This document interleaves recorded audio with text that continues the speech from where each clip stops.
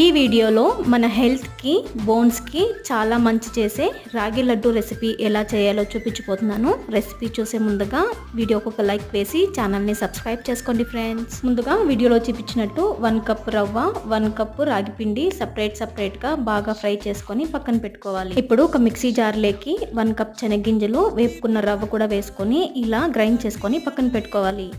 ఇప్పుడు ఒక పాత్రలోకి 1.5 కప్ బెల్లం తీసుకొని అందులోకి 1/4 కప్ వాటర్ కూడా యాడ్ చేసుకొని బెల్లం కరిగినాక మనము ఫ్రై చేసి పెట్టుకున్న రాగి పిండి యాడ్ చేసుకొని పచ్చివాసన పోయేంత వరకు బాగా మిక్స్ చేసుకోవాలి. తర్వాత మనం గ్రైండ్ చేసుకున్న శనగిత్తనాలు, రవ్వ పొడి కూడా ఇందులోనే యాడ్ చేసుకొని బాగా మిక్స్ చేసుకొని చల్లారి పెట్టుకోవాలి.